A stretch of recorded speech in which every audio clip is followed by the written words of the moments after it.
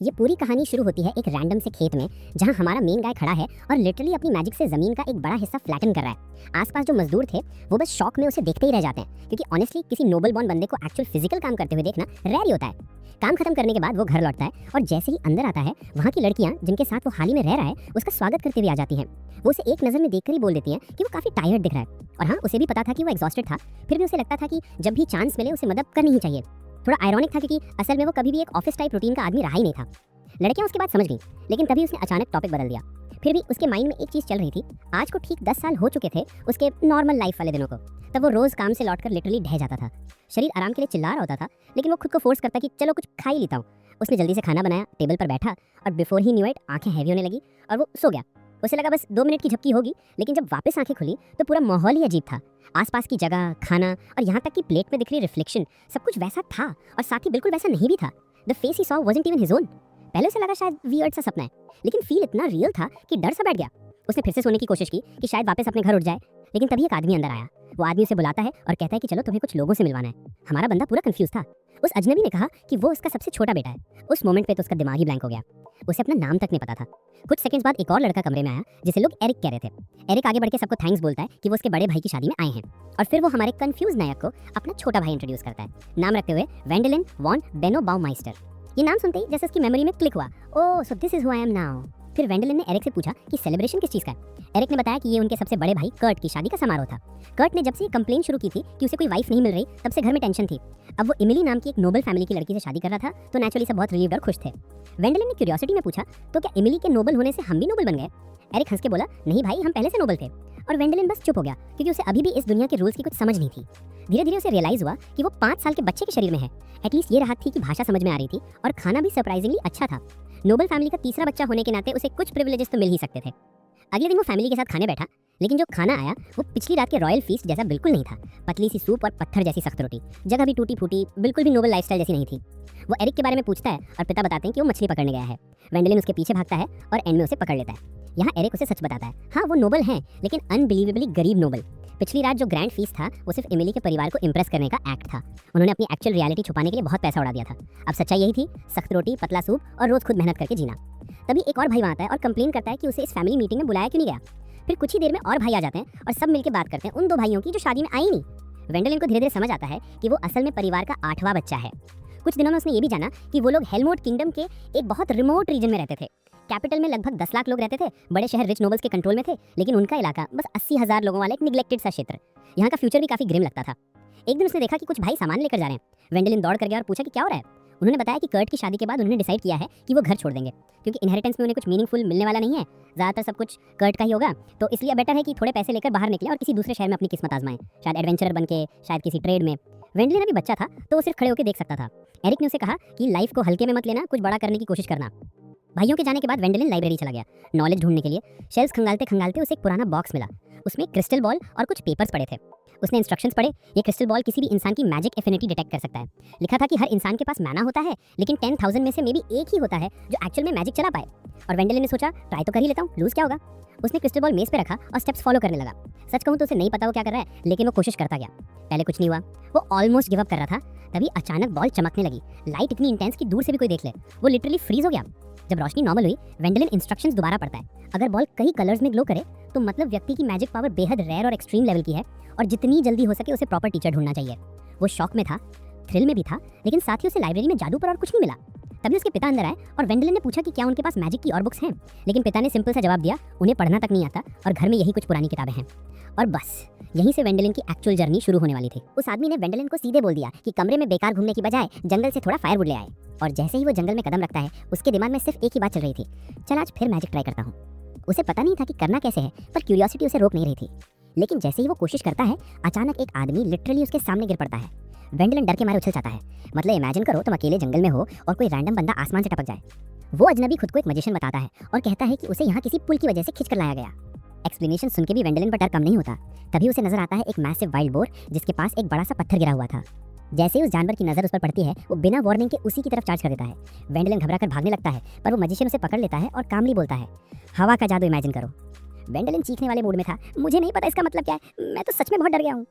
तब वो मजिशियन थोड़ा सॉफ्ट टोन में समझाता है कि मैजिक का पूरा बेस इमेजिनेशन और माइंड कंट्रोल है। जो भी करना है उसे साफ दिमाग में विजुअलाइज करना होगा। वेंडलिन तो सिर्फ एक ही बात सोच रहा था, रुको इस सुअर को रोक दो, बस इसे रोक दो। और बस उसी मोमेंट पे उसके हाथों से अचानक एक एयर ब्लास्ट निकलती है, सीधे बोर को हिट करते हुए, और उसे वहीं बेहोश कर देती है। वेंडलिन शॉक में फ्रीज हो जाता है और तभी वो आदमी मुस्कुरा के बोलता है, कांग्रेचुलेशंस, ये तुम्हारा पहला स्पेल था। इसके बाद मैजिशियन खुद एक छोटा सा जेस्चर करता है और हवा का एक तेज झोंका निकालता है, इतना पावरफुल कि बोर कई पेड़ों से टकराकर वहीं ढेर हो जाता है। तभी वो अपना प्रॉपर इंट्रोडक्शन देता है, एल्फ्रेड, डची ऑफ ब्लाउज का पूर्व कोर्ट मैजिशियन। वो वेंडलिन को बताता है कि वो उसे पूरी तरह ट्रेन करना चाहता है, उसे एक ऐसा मेज बनाना चाहता है जो उससे भी ज्यादा स्किल्ड हो। अगले दिन फैमिली के साथ बैठे हुए वेंडलिन की यादें उसी कॉन्वर्सेशन पर अटक जाती हैं। उसे अभी भी समझ नहीं आ रहा था कि एल्फ्रेड ने उसे ही क्यों चुना। वेंडलिन साफ बोल देता है कि उसके पास पैसे नहीं है, पर एल्फ्रेड कहता है कि वो पैसे के लिए उसे नहीं पढ़ा रहा, उसे बस एक शिष्य चाहिए था, बस। लेकिन एल्फ्रेड ने एक रिक्वेस्ट रखी, मैजिक की प्रैक्टिस को सीक्रेट रखना पड़ेगा। ये बात वेंडलिन को थोड़ा चिंता में डाल देती है, क्योंकि अगर किसी को पता चल गया कि वो मैजिक कर सकता है तो उसे एयर पोजीशन से बाहर कर दिया जाएगा और घर में फैमिली ड्रामा शुरू हो जाएगा। तो इसलिए वो डिनर के दौरान कर्ट को बस ऑब्जर्व करता रहता है। फ्यूचर में किससे क्या दिक्कत आ सकती है ये सोचना उसी को था। फिर शुरू होता है उसका पहला प्रॉपर ट्रेनिंग सेशन। एल्फ्रेड उसे बोलता है कि हाथों को टाइटली जोड़कर अपनी एनर्जी फोकस करो। ये मेजर्स की एक कॉमन टेक्निक होती है पावर स्टेबलाइज करने के लिए। वेंडलिन को एल्फ्रेड के हाथ आइस की तरह ठंडे लगते हैं, पर वो जल्दी ही फोकस वापस माइंड पे ले आता है और तभी उसे शरीर में एक इंटेंस एनर्जी का फ्लो महसूस होता है। एल्फ्रेड कंफर्म करता है कि उसका मैना लेवल बहुत हाई है और उसकी क्षमता तो अभी बस शुरू ही हुई है। उधर उनके घर में वेंडलिन के पिता और कर्ट जादुई स्फेयर को किसी और जगह देखकर अज्यूम कर लेते हैं कि वो एक्सपेरिमेंट्स कर रहा है और वो दोनों हंसने लगते हैं कि उसे कोई पावर नहीं मिली होगी। वेंडलिन को ये सुन के थोड़ी ठेस पहुंचती है, पर वो चुप रहता है। अगले कुछ दिनों में वेंडलिन फास्ट स्पीड से एडवांस स्पेल सीखने लगता है। एल्फ्रेड उसकी ग्रोथ देखकर बार बार हैरान रह जाता है। मीटिंग्स हाइड करने के लिए वेंडलिन घर लौटते समय फॉरेस्ट से रेयर वेजिटेबल्स लेके आता है और बोल देता है कि ये सब उसे जंगल में कैजुअली मिल गई। फैमिली खुश हो जाती है क्योंकि इतने टाइम बाद उन्हें फ्रेश खाना मिला था। लेकिन उसके पिता को थोड़ा सा शक होता है। वो मजाक में पूछते हैं, क्या तू हवा से उड़ के लेके आया ये सब? और फिर खुद ही हंसने पड़ते हैं और माँ भी उनके साथ हंस देती है। लेकिन कर्ट चुप रहता है, उसकी आंखों में साफ जेलसी दिखती है। कुछ दिनों बाद एल्फ्रेड वेंडलिन को स्काई में लेके जाता है ट्रेनिंग के लिए। वो उसे एयर सेंसिंग टेक्निक सिखाता है, जिसमें जीवों द्वारा निकली सटल वेव से उनकी पोजीशन पता चलती है। वेंडलिन कंसंट्रेशन से कोशिश करता है और जंगल में छिपे एक बर्ड को डिटेक्ट कर लेता है। फिर वो मैजिक से एक स्टोन लॉन्च करता है और डायरेक्ट टारगेट पे लगा देता है। एल्फ्रेड फिर से इम्प्रेस्ड। उसने हंटेड बर्ड को फॉरेस्ट में मिले वसाबी से प्रिपेयर किया। फ्लेवर स्ट्रॉन्ग था, पर दोनों को मजा आ गया। खाते हुए एल्फ्रेड उसे वार्न करता है कि जंगल का डीप हिस्सा बेहद डेंजरस है, वहाँ बहुत पावरफुल मॉन्स्टर्स रहते हैं। लेकिन वहीं रेयर हर्ब्स और रिसोर्सेज भी हैं, जिनके लालच में कई एडवेंचरर्स वहीं मर जाते हैं। डिनर खत्म होने पर वेंडलिन फिर ट्रेनिंग में लौटता है और बताता है कि कर्ट उसे सस्पिशियस नजरों से देख रहा था। एल्फ्रेड कामली समझाता है कि ये नॉर्मल है, क्योंकि उसे डाउट है कि वेंडलिन उससे आगे निकल सकता है और शायद एयर पोजीशन भी ले ले। वेंडलिन कहता है कि उसे ऐसी चीज़ों में कोई इंटरेस्ट नहीं, पर उसे समझ नहीं आता कि सिचुएशन हैंडल कैसे करे। तभी एल्फ्रेड एक नया रास्ता सुझाता है, एडवेंचरर बन जाओ, तुम फ्री माइंडेड हो, एक्सप्लोर कर सकते हो और ये लाइफ तुम्हारे लिए परफेक्ट होगी। वेंडलिन इंस्टेंटली इमेजिन करने लगता है कि वो किन किन जगहों पर जा सकता है। उधर एल्फ्रेड थोड़ा पीछे मुड़कर अपना हाथ छुपाता है और उससे डार्क एनर्जी लीक हो रही थी। वो परेशान था, पर वेंडलिन ने नोटिस नहीं किया। रात में वेंडलिन फैमिली को बताता है कि वो एडवेंचरर बनना चाहता है और 12 इयर्स की एज में एडवेंचरर अकेडमी ज्वाइन करेगा। कर्ट सरप्राइजिंगली एक्साइटेड दिखता है। पिता सपोर्ट करते हैं, पर साफ कहते हैं कि उनके पास फीस देने के पैसे नहीं हैं। अगले दिन वेंडलिन एल्फ्रेड से बात करता है। एल्फ्रेड कहता है कि वो गिल्ड में सामान बेचकर उसी पैसे से अपनी अकेडमी फीस जुटा सकता है, लेकिन उससे पहले उसे लॉन्ग डिस्टेंस ट्रैवल सीखना होगा। इसलिए एल्फ्रेड उसे पकड़कर स्काई में उड़ान भराता है, इतना ऊपर कि वो बादलों के ऊपर पहुंच जाते हैं। वेंडलिन दुनिया को ऊपर से देखकर लिटरली स्पीचलेस रह जाता है। रात में एल्फ्रेड अपने ब्लैक मैना को कंट्रोल नहीं कर पाता और दर्द से तड़पता है, और अगली सुबह फाइनली वेंडलिन हवा में तैरने में सफल हो जाता है। फ्लाइंग स्पेल का उसका पहला स्टेप। जब उसने एल्फ्रेड को ये बताया कि वो अभी भी उड़ने में पूरी तरह कॉन्फिडेंट नहीं है, तो गुरु ने उसे बड़ी कामली ये समझाया कि बेसिक्स तो उसने सीख ही लिए हैं और अब टाइम है कि वो खुद प्रैक्टिस करके अपनी स्किल इंप्रूव करे। लड़के को ये आइडिया ऑनेस्टली थोड़ा अनकंफर्टेबल लगा, लेकिन एल्फ्रेड के थके हुए चेहरे को देखकर उसने सोचा कि शिकायत करके कोई फायदा नहीं, सो वो चुप रहा। कुछ घंटे बाद डिनर के टाइम गुरु ने ये सीरियस खबर दी कि उन्होंने जंगल के अंदर एक डेड लुकिंग क्रीचर देखा है और सबको जरा सावधान रहने की जरूरत है। उन्होंने बताया कि ये प्राणी बिल्कुल ठंडे, सेंसलेस और पीले दिखाई देते हैं और टाइम बीतने के साथ साथ ये अपना होश खोकर अग्रेसिव ज़ॉम्बी टाइप बींग्स बन जाते हैं। नायक ये सुनकर हिल गया और नेचुरली इसका पहला ख्याल एल्फ्रेड की तरफ गया। उसी रात लड़का अपने गुरु तक उड़कर पहुंचने की कोशिश करता है, लेकिन क्योंकि उसका मैजिक अभी भी अनस्टेबल था, वो डायरेक्टली जमीन पर गिर पड़ा। तभी एल्फ्रेड वहां आ गया और उसने पूछा कि वो इतनी रात में यहाँ क्या कर रहा है। घबराए हुए लड़के ने बताया कि इस एरिया में एक अनडेड क्रीचर घूम रहा है और उसे लगा कि एल्फ्रेड खतरे में है। लेकिन एल्फ्रेड ने सरप्राइजिंगली काम रहते हुए कहा कि उसे पहले से ही ये सब पता है, इसलिए कोई खतरा नहीं है। लड़का इस बात को तब तक मानने को रेडी ही नहीं था जब तक उसने खुद गुरु से इसकी पुष्टि ना कर ली। तब एल्फ्रेड ने सच रिवील किया कि वो खुद एक अनडेड बीइंग है और ये सारी स्टोरी 5 साल पहले शुरू हुई थी। उसने बताया कि जब ड्यूक का बड़ा बेटा, जिसकी सर्विस वो करता था, अचानक गंभीर बीमारी का शिकार हो गया, तब ड्यूक ने कर्स फिल्ड जंगल में जाकर उसकी दवाई ढूंढने का फैसला किया। वो अपनी पूरी सेना के साथ गए, लेकिन वहाँ के मॉन्स्टर्स इतने ज्यादा थे कि सेना भी उन्हें रोक नहीं पाई। आखिर में एल्फ्रेड ने अपना सबसे पावरफुल मैजिक इस्तेमाल करके ड्यूक की रक्षा की, लेकिन इसकी कीमत उसकी जान थी। फिर भी उसके दिल में एक काम अधूरा रह गया था और इसी वजह से उसने एक अनडेड रूप में अस्तित्व बनाए रखा। उसने नायक को धीरे से बताया कि अगर कोई अनडेड क्रीचर अपना अधूरा काम पूरा कर ले तो वो आखिरकार शांति से रेस्ट कर सकता है।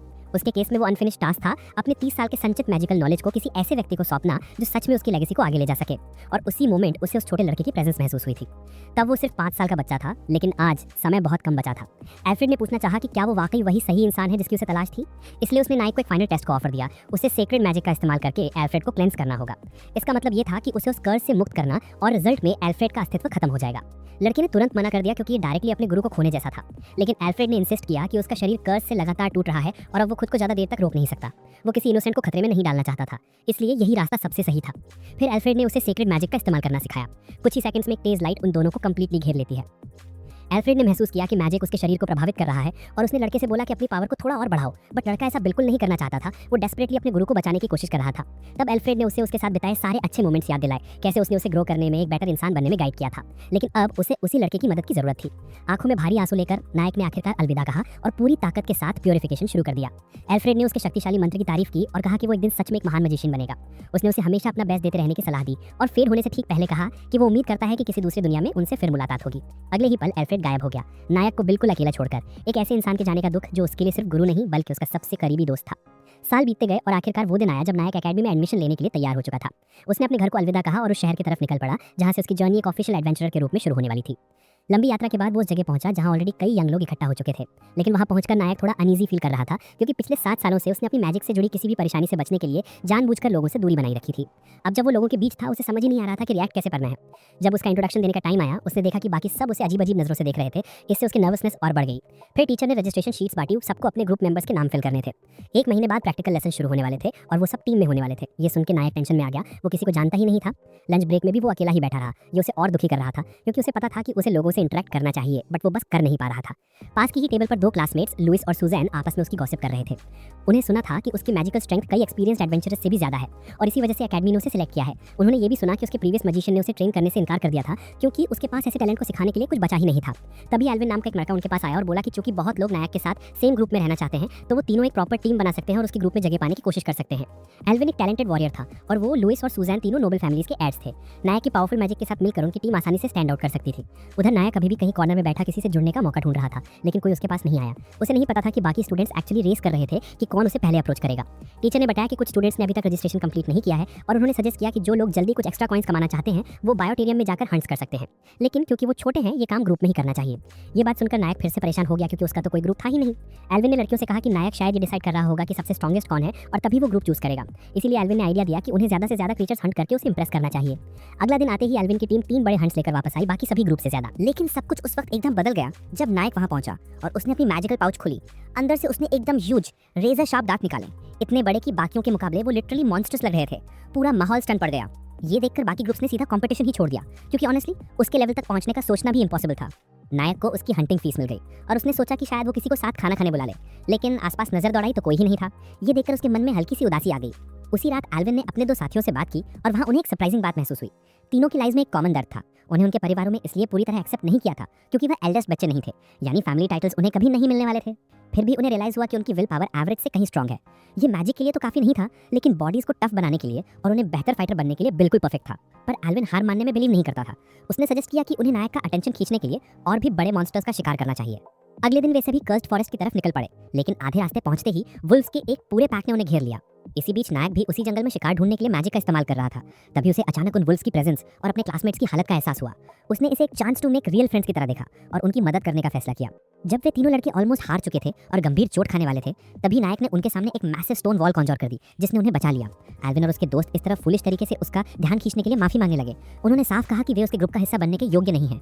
नायक कुछ समझाने ही वाला था, तभी टीचर अचानक वहां पहुंचा, एक ऐसी खबर लेकर जो किसी ने एक्सपेक्ट नहीं की थी। शहर के ड्यूक ने पूरी क्लास को अपने मैंशन में होने वाली पार्टी के लिए इनवाइट किया था। सबके चेहरे एक्साइटमेंट से चमकने लगे और टॉपिक तुरंत बदलकर इन्विटेशंस पर आ गया। लेकिन कुछ स्टूडेंट्स ने कहा कि ज्यादा खुश होने की जरूरत नहीं है, ड्यूक को असली इंटरेस्ट सिर्फ नायक में है। अगले दिन पूरी क्लास उस ग्रैंड पार्टी में पहुंची जहां कई नोबल्स मौजूद थे। ड्यूक ब्लेड भी वहां आए, लेकिन उन्होंने बाकी सारे नोबल्स को इग्नोर करते हुए सीधे नायक पर ध्यान दिया। उन्होंने सिर्फ उसी को संबोधित करते हुए कहा कि उन्हें लोकल नोबल से मिलकर खुशी हुई। नायक ने पोलाइटली माफी मांगी और बताया कि उसका परिवार बहुत दूर रहता है, इसलिए उनका यहाँ आना पॉसिबल नहीं था। ड्यूक ने मुस्कुराकर कहा कि इसमें माफी की तो कोई जरूरत नहीं है। फिर उन्होंने नायक को अकेले में कुछ बात करने के लिए बुलाया। नायक मान गया, लेकिन एक शर्त पर। वह अपने साथ उन 3 लड़कों को भी ले जाना चाहता था जिन्हें उसने अभी हाल ही में बचाया था, और उसने कहा कि अब वे उसके ग्रुप का हिस्सा है। एल्विन और उसकी टीम ये सुनकर लिटरली हैरान रह गई, क्योंकि उन्हें ऐसी उम्मीद बिल्कुल नहीं थी। कुछ देर बाद वे सभी एक कमरे में पहुंचे जहां ड्यूक ने उन्हें ब्लैंक टैक से मिलवाया, जो उनके दरबार का सबसे पावरफुल मजिशियन था और एल्फ्रेड का पूर्व मास्टर। ब्लैंक टैक ने नायक का स्वागत किया और बताया कि एल्फ्रेड की डेथ कई साल पहले कर्स्ड फॉरेस्ट में हुई थी। उसने अपने मैजिक से उसे खोज भी लिया था। जब ब्लैंक उसे ढूंढ पाया तब एल्फ्रेड एक बोलते हुए अनडेड क्रिएचर में बदल चुका था, लेकिन कुछ समय बाद उसकी प्रेजेंस अचानक गायब हो गई और इसका सिर्फ एक मतलब था, एल्फ्रेड ने अपना गोल पूरा कर लिया था। ब्लैंक को ये बात ऑलमोस्ट अनबिलीवेबल लगी, क्योंकि एल्फ्रेड उससे भी ज्यादा पावरफुल था। किसी का उससे भी ऊपर होना प्रैक्टिकली अविश्वसनीय था। लेकिन उसी समय एल्फ्रेड के गायब होने की थोड़ी ही देर बाद जंगल के पास एक ऐसा बच्चा दिखाई दिया जिसकी मैजिकल ऑरा हर किसी का ध्यान खींच रही थी, और उसके हाथ में एल्फ्रेड का बैग भी था। वही बैग जिसे कोई भी तब तक यूज नहीं कर सकता था जब तक एल्फ्रेड खुद उसे ना दे। ये सुनकर नायक एकदम आश्चर्य में पड़ गया। उसने बताया कि एल्फ्रेड उसका टीचर था, उसने उससे बहुत कुछ सीखा था। ये सुनकर ब्लैंक रियली में खुश हो गया और उसने पूछा कि एल्फ्रेड के फाइनल मोमेंट्स कैसे थे। ये सवाल सुनते ही नायक अपने आंसू रोक नहीं पाया। उसे याद आ गया कि उसने अपने मास्टर को प्योरीफाई किया था। इस बात से ड्यूक और मजिशियन दोनों बहुत गहराई से प्रभावित हुए। आखिरकार उस वक्त वो सिर्फ एक बच्चा था। ब्लैंक ने उसे दिल से धन्यवाद कहा, क्योंकि उसी की वजह से एल्फ्रेड आखिरकार शांति पा सका। नायक को ये जानकर थोड़ी राहत मिली और उसने आगे बताया कि एल्फ्रेड ने युद्ध में मारे गए 2000 सैनिकों की बिलोंगिंग्स अपने पास रखी थी और वह सब वापस करना चाहता है। कुछ घंटों बाद एल्विन की टीम बाहर बैठकर उन्हीं बातों पर डिस्कस कर रही थी। वे अपने साथी के बारे में ये सब जानकर अभी भी शॉक में थे। तभी नायक वहां पहुंचा और देर से आने और अपनी पहचान पहले ना बताने के लिए माफी मांगी, लेकिन एल्विन की टीम ने साथ चलने से मना कर दिया। उन्होंने कहा कि वे सिर्फ उसका फायदा उठाने आए थे। गुस्सा होने की जगह नायक हल्का सा हंस पड़ा, क्योंकि वह उन्हें वास्तव में सिर्फ ड्यूक का अकेले सामना करने से बचने के लिए साथ लाया था। इसलिए उसने कहा कि अगर वे चाहे तो एक रियल ग्रुप बनाया जाए। वह चाहता था कि उसके दोस्त हों, क्योंकि उसके टीचर ने हमेशा कहा था कि लाइफ को पूरी तरह एंजॉय करो, और वो चाहता था कि कुछ लोग उसके साथ चलें। इसी समय ब्लैंक और ड्यूक अंदर आ गए। ड्यूक ने बताया कि एल्फ्रेड की छोड़ी हुई सारी चीजों का 20% अब नायक का है, मतलब 2000 गोल्ड कॉइन्स और एक ह्यूज मैंशन जो पहले एल्फ्रेड की संपत्ति थी। नायक ये सुनकर दंग रह गया। अचानक उसके पास शहर में धन भी था और एक बड़ी प्रॉपर्टी भी। कुछ दिनों बाद नायक को अपने भाई की शादी का निमंत्रण मिला, जो रॉयल कैपिटल में होने वाली थी। उसने दोस्तों के साथ जाने का फैसला किया और ब्लैंक के साथ एक फ्लाइंग शिप में यात्रा शुरू की, जहां मजिशियन मस्त होकर शराब पी रहा था। एल्विन को डरते हुए भागते देखकर ब्लैंक ने कहा कि जहाज तभी गिरेगा जब कोई ड्रैगन अटैक करेगा, और जैसे यूनिवर्स ने उसकी बात सुन ली हो। उसी पल एक भयानक तूफान उठा और जहाज के पीछे एक अनडेड ड्रैगन प्रकट हो गया। सैनिकों ने सभी यात्रियों को शांत करने की कोशिश की और बोले कि ब्लैंक इस बीस्ट को संभाल लेगा, लेकिन मजिशियन ने कैप्टन के सामने चुपचाप स्वीकार किया कि वो प्योरिफिकेशन मैजिक इस्तेमाल ही नहीं कर सकता, इसलिए वो इस क्रिएचर से लड़ नहीं पाएगा। फिर भी उसने नायक को एक ऐसे पर्सन के रूप में प्रेजेंट किया जो इस चैलेंज को हैंडल कर सकता है। लड़का थोड़ा स्टंट रह गया, लेकिन चूंकि यही एकमात्र ऑप्शन था, उसने चैलेंज स्वीकार कर लिया। ब्लैंक ने उसे कुछ इंस्ट्रक्शंस दिए और नायक अपने मैजिक का यूज करते हुए उड़कर उस ड्रैगन के पास पहुंच गया। उसने प्योरिफिकेशन स्पेल कास्ट करने की कोशिश की, लेकिन वो क्रीचर अचानक अटैक कर गया और उसे कई बार डॉज करना पड़ा। खुद को स्टेबलाइज करने के बाद उसने ध्यान फोकस किया और प्योरिफिकेशन का एक पावरफुल स्ट्राइक किया जो सीधे ड्रैगन पर लगा। फिर वो क्रीचर एक तेज लाइट में एनवेलप हो गया और कुछ ही सेकंड्स में उसका एग्जिस्टेंस वैनिश हो गया। केवल उसका स्केलेटन बचा जो हवा में स्लोली डिस्पर्स होने लगा। ब्लैंक ने उसे हड्डियां कलेक्ट करने का एडवाइस दिया, क्योंकि ये बहुत वैल्यूएबल थी, लेकिन नायक का फोकस सबसे ज्यादा उस ड्रैगन के छोड़े हुए रेड क्रिस्टल पर गया, जिसमें कुछ स्पेशल एनर्जी महसूस हो रही थी। कुछ घंटों बाद बाकी ट्रैवल बिना किसी इंसिडेंट की कंप्लीट हुई और उनका ग्रुप फाइनली कैपिटल पहुंचा। जैसे ही वे जहाज से उतरे, ब्लैंक ने नायक का इंट्रोडक्शन आर्टिलियो से किया, जो उसका पुराना एडवेंचरस कंपेनियन था, और कहा कि वो आगे अकेले जाएगा क्योंकि उसे शहर में एक अर्जेंट टास्क पूरा करना था। नायक और उसके दोस्तों ने आगे की प्लानिंग शुरू की, लेकिन तभी कुछ सोल्जर्स का ग्रुप उन्हें सराउंड कर लिया। सभी थोड़े पैनिक हो गए, सोचने लगे कि कहीं उन्होंने कोई मिस्टेक तो नहीं की। तभी एक सोल्जर ने उन्हें धन्यवाद कहा कि उन्होंने डेड ड्रैगन को एलिमिनेट किया। उसने ये भी बताया कि वे किंग के ऑर्डर्स पर आए थे और उन्हें पैलेस में बुलाया गया है। ये सुनकर नायक थोड़ा शॉक्ड हुआ और कुछ ही मोमेंट्स में वो थ्रोन रूम में एंटर कर चुका था। कई नोबल्स उसे क्यूरियोसिटी भरी आंखों से देख रहे थे। अभी भी उसे विश्वास नहीं हो रहा था कि वो किंग के सामने खड़ा है, लेकिन फिर भी सभी ने वो किया और किंग ने उसे खड़े होने को कहा। किंग इतना इंप्रेस थे कि ऐसे यंग पर्सन को इतनी बड़ी अचीवमेंट हासिल करते हुए देखा, इसलिए उन्होंने जहाज और क्रू की सुरक्षा और ड्रैगन के एनकाउंटर में उनके एफर्ट्स के लिए हार्टफेल्ट थैंक्स दिया। उनके प्रयासों के सम्मान में उन्हें बैरनेट की टाइटल देने का फैसला किया। इस बीच ब्लैंक नायक के दोस्तों और उसके भाई से बातचीत कर रहा था और कह रहा था कि शायद उसे टाइटल मिलेगा, लेकिन इससे वो कैपिटल का नोबल नहीं बनेगा, क्योंकि उसके पास अपने फादर की तरह अपना टेरिटरी नहीं था। वो अभी भी नए एडवेंचर्स एक्सप्लोर कर सकता था, लेकिन बिगेस्ट कंसर्न उसके लिए ये था कि नोबल क्लास के सभी फॉर्मेलिटीज और रूल्स फॉलो करने होंगे। उसी बीच नायक ने दो नोबल्स को डिबेट करते देखा कि ड्रैगन की हड्डियां और क्रिस्टल का रिवॉर्ड किसको मिलेगा। उसने समझाया कि उसे इतना वेल्थ नहीं चाहिए, लेकिन दोनों अपनी बहस में लगे रहे। तभी एक एल्डरली जेंटलमैन ने बीच में इंटरवीन किया और रिमाइंड किया कि किंग ने नायक को लाइट एनवॉय की टाइटल भी दी है, इसलिए उसे पब्लिकली आर्ग्यू करना ठीक नहीं है। बड़ी स्मार्टली उस एल्डरली जेंटलमैन ने नायक को समझाया कि वो अब चर्च का लीडर भी है और उसे उनका सपोर्ट चाहिए। इसके अलावा डिबेटिंग दोनों के अलग इंटरेस्ट थे। एक आर्म्ड फोर्सेस का कमांडर था जो उसे आर्मी में रिक्रूट करना चाहता था, और दूसरा फाइनेंस ऑफिसर था जो मिनिमम रिवॉर्ड देना चाहता था। नायक इंटरनली ये समझ नहीं पा रहा था कि आखिर लोग उसमें इतनी इंटरेस्ट क्यों दिखा रहे हैं। सेम डे बाद में नायक पैलेस से बाहर निकला और सडनली एक बियर माउंटेड वॉरियर से टकराया जो एक्साइटमेंट में चिल्ला उठा। वो आदमी दावा कर रहा था कि वो आर्या एम्पायर का बेस्ट वॉरियर है और कहा कि अब जबकि नायक को प्रेस्टिजियस टाइटल और किंग का रिस्पेक्ट मिल गया है, बहुत लोग उसे फाइन करेंगे, कुछ उसके साथ काम करना चाहेंगे और कुछ अपनी डॉटर्स की मैरिज प्रपोज करेंगे। उसके मुताबिक पहले की तरह स्ट्रीट्स में अननोटिस घूमना अब मुश्किल होगा। इससे नायक थोड़ा परेशान था। वो बस फ्रीडम और पीसफुल लाइफ चाहता था बिना किसी इंटरफेरेंस के। अगले दिन वो अपने भाई की वेडिंग में गया। उसने देखा कि वो थोड़े डिसअपॉइंटेड लग रहे हैं और जल्द ही रीजन बताया। उन्हें कर्ट से कोई गिफ्ट नहीं मिला, केवल एक अपॉलॉजी नोट मिला जिसमें लिखा था कि उसके पास फंड्स नहीं है। ये कंफ्यूजिंग था क्योंकि लैक ऑफ गिफ्ट एरिक की तरफ से डिसरिस्पेक्ट माना जाता था। ऊपर से ब्राइड भी कोई लैविश गिफ्ट नहीं ला सकती थी और भाई सिटी के लॉर्ड की सर्विस में सिर्फ गार्ड्स थे, वही जिनकी नायक सर्विस करता था, इसलिए ज्यादा फैंसी आइटम्स खरीदना पॉसिबल नहीं था। नायक ने तुरंत उनकी प्रेडिकेमेंट समझी और भी थॉटफुल गिफ्ट्स खरीदकर उन्हें मदद करने का फैसला किया। इस वजह से एरिक अपनी वेडिंग बिना किसी कॉम्प्लिकेशन के कंप्लीट कर पाया। सेरेमनी के बाद आर्टिरियो नायक के पास आया। देखकर कि वो थोड़ा एग्जॉस्टेड लग रहा है, उसने वही चीज़ दी जो उसने रिक्वेस्ट की थी, एक तरह का राइस। नायक उसे पाकर बहुत खुश हुआ। बिना डीले वो अपने फ्रेंड्स के साथ घर गया और उनके साथ मिस्सो बनाने में हेल्प मांगी। वो लंबे समय से उस डिश को फिर से टेस्ट करना चाहता था, लेकिन ज़रूरी इंग्रेडिएंट्स नहीं मिल पा रही थी। अपने फ्रेंड्स और मैजिक की मदद से उसने मीसो फर्मेंटेशन प्रोसेस को एक्सेलरेट किया, जिससे पूरे साल का वेट बच गया और इस तरह फाइनली उसे वो डिश टेस्ट करने का चांस मिला जिसे वो इतने लंबे समय से मिस कर रहा था। उससे उसे सच में बहुत खुशी हुई। हालांकि वो नोबल क्लास का एडमायरर नहीं था, लेकिन फिर भी वो सोच रहा था कि कैसे वो अपनी पोजीशन का यूज़ दूसरों की हेल्प करने के लिए कर सकता है और उन स्मॉल जॉयस का आनंद ले सकता है जो उसकी बर्थ लाइफ में शायद कभी पॉसिबल नहीं थे। कुछ दिन बाद उसे होहेनहाइम के कार्डिनल द्वारा आयोजित की गई सेरेमनी में इनवाइट किया गया। कार्डिनल ने आने के लिए धन्यवाद कहा और बातचीत शुरू की। बदले में नायक ने ग्रैटिट्यूड के सिंबल के तौर पर उन्हें एक गिफ्ट दिया। बातचीत के बीच कार्डिनल की ग्रैंड डॉटर हॉल में एंटर हुई। उसका नाम था एलिस होहेनहाइम। उसे देखकर नायक ने इंस्टेंटली महसूस किया कि उसमें एक मैसिव मैजिकल पावर है। कार्डिनल ने बिना हेजिटेशन बताया कि उसकी ग्रैंड डॉटर में हीलिंग का ब्लेसिंग है। नायक इंप्रेस हुआ क्योंकि वो खुद केवल प्योरिफिकेशन मैजिक यूज कर सकता था और वुंड्स नहीं हील कर सकता था। उसने इमेजिन किया कि एलिस कितने लोगों की हेल्प करती होगी। जेन ने कंफर्म किया कि उसने सच में चर्च में बहुत लोगों की हेल्प की है। हालांकि वे नहीं चाहते थे कि उनकी पोती नन बने, लेकिन उनका इरादा था कि उसकी शादी हो जाए। नायक ने मजाक में कहा कि उसके कई लवर्स होंगे। कार्डिनल ने हंसते हुए कंफर्म किया कि कई नोबल्स पहले ही मैरिज के लिए प्रपोजल दे चुके हैं। मजाकिया अंदाज में नायक ने कहा कि शायद उसे भी इस लाइन में शामिल होना चाहिए। जोकिन फैन ने जवाब दिया कि वो इस पर सोचेंगे, लेकिन नायक ने तुरंत याद दिलाया कि दोनों अभी माइनर हैं और अभी मैरिज नहीं कर सकते।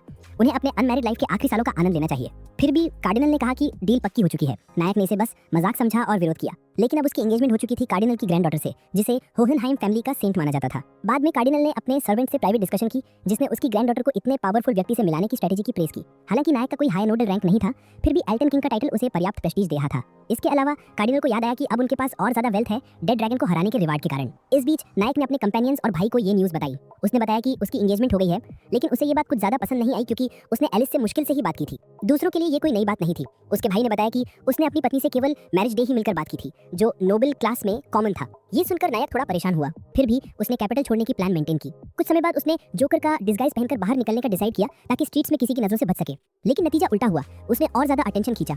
एल्विन के साथ वो एलिस के लिए कुछ गिफ्ट्स लेने गया। जब वे शॉप से बाहर निकले, नायक ने उसी स्पीयर विल्डिंग सोल्जर को देखा जो हमेशा नौकरी मांगता था। उसने हाइड करने की कोशिश की, लेकिन सक्सेसफुल नहीं हुआ। सोल्जर ने उसे तुरंत रिकॉग्नाइज कर लिया, भले ही वो डिस्गाइज में था, और दौड़कर उसके पास आया। उसने कहा कि ये नायक है जिसने ड्रैगन को हराया, इसे भूलना नामुमकिन है। नायक ने उसे अपनी वॉइस धीमे करने को कहा, लेकिन बहुत देर हो चुकी थी। पास खड़े लोग धीरे धीरे फुसफुसाने लगे। वहां से एस्केप करने के लिए नायक एल्विन के साथ टेलीपोर्ट कर गया। घर वापस आकर वो फ्रस्ट्रेटेड था। वो कुछ खरीद भी नहीं सकता था क्योंकि लोग उसके लिए काम करने के लिए कह रहे थे। उसके भाई ने सुझाव दिया कि किसी को एम्प्लॉय किया जाए ताकि इन रिक्वेस्ट्स को हैंडल किया जा सके। एल्विन तैयार हो गया और नायक को ये अच्छा आइडिया लगा। उसने ये काम उसके हाथ में छोड़ दिया, जिससे एल्विन भी हैरान रह गया। अब वो ऑफिशियली नायक के लिए काम करता था और उसने कभी नहीं सोचा था कि इस पोजीशन तक पहुंचना इतना आसान होगा। इसके बाद नायक कार्डिनल के क्रिप्ट में टेलीपोर्ट हुआ, लेकिन होहेनहाइम ने उसे देख लिया क्योंकि वो उसकी विंडो के बहुत पास दिखाई दिया। उसने हाइड करने की कोशिश की, लेकिन एलिस ही थी जिसने उसे ढूंढ लिया।